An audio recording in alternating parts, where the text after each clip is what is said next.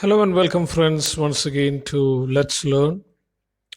So, we are continuing with the first chapter of Civics or Political Science, and the chapter title is Understanding Diversity. This is the third part in which we are going to discuss how diversity developed.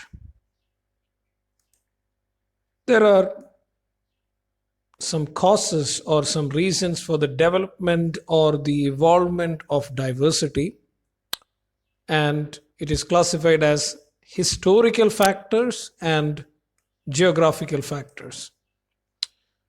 So, what are these two? We are going to discuss in detail. How did the world become diverse?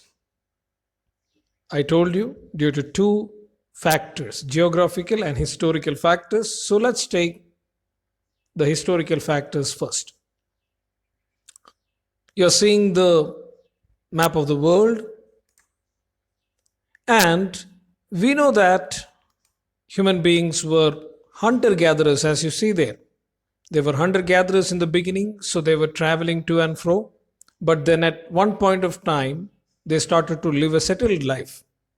But even after settling, there were some issues. That is, they lacked resources. They lacked resources for their basic existence because of famines and droughts. Okay? They lacked resources because of famine. What is famine? Lack of shortage of food. And droughts.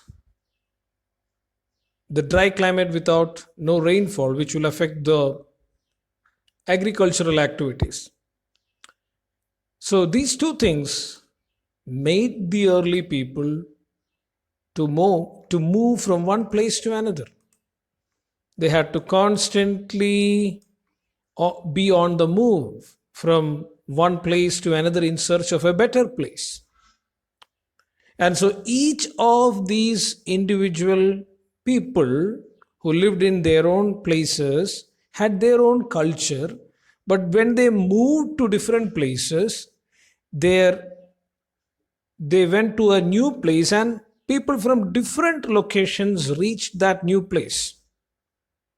India is a country where Aryans came, because in the beginning it was the Harappan people, the Indus Valley people who lived in India, but then after that the Aryans came and conquered. Then after them came the Muslims, the Islamic rulers. So this type of mixing always and continuously happened. And as a process of this type of migration and mixing of different cultures, new cultures started to develop and diverse cultures started to develop. Okay.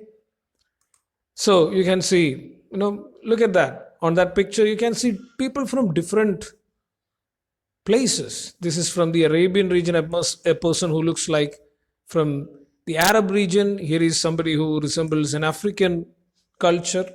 And this is a person from a Mongoloid culture. And then a Japanese woman. So just to give an example, just taking these four pictures, there was a cultural mixing that happened. There was a cultural mixing because these people all mingled together at some point of time. That picture is just to give you a picture of what is cultural mixing. So when they traveled on foot or through animals or camels, whichever means of transportation was available at that time, they had to, in the process, they had to mingle with each other. A cultural revolution or a cultural mixing took place. Thus, they retained their original culture, their actual real culture which they had in the beginning, but they also accommodated, or they also shared and learned and took some things from the other people. That's how, in India there is a particular group of people called the Sufis. They are actually a mixture of Hindu culture as well as Islamic culture. So, this type of a cultural revolution often happened, and this is a historical fact. It has happened in the past and it is still happening today also. Look at our way of living. Most of us, we don't follow the traditional way of dressing. We dress up in a manner because of the cultural influence that is happening. We are speaking English even though our mother tongue is Hindi because of certain global interactions between people of the global community. Okay? So, such historical factors is one reason for the development of for the evolvement of diversity. And so this is one reason, but then going to the next one, that is geographical factors. So look at that. All the places across the world is not the same. Every place is not a plain region. There are different geographical features. Some places are mountainous, as you see here, or some other are plateaus. Then some places are plain, comparatively flat land. So different geographical features are there. So the people living in these geographical features will have their own culture, their own way of living. And when they mix together, they will carry a little bit of their differences and similarities, and a sharing will take place. Or a person who goes to a mountainous region will have to adapt to the food habits there, the lifestyle there, the climate there. And different places will have different types of forest regions, vegetation. The evergreen forest, the desert forest here, this is the evergreen forest, this is a mountain or the mountain forest. So people living in these places will have their own distinctive cultural differences, distinctive differences in the way they live and conduct themselves. So we can say that, in short, that the geographical factors also affect us.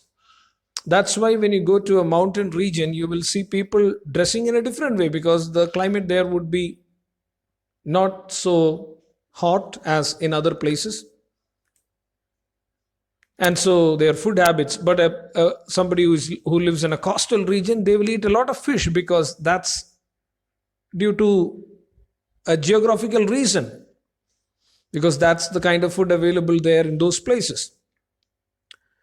So this is what we can learn, how diversity evolved over the period of time due to two reasons, that is historical factors and geographical factors. And to sum it up, you see on the screen two photographs, one of people from Meghalaya. Meghalaya is in the northeastern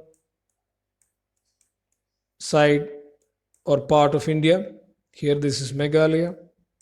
Then the other one is of a Rajasthani dancer, and that is northwest of India.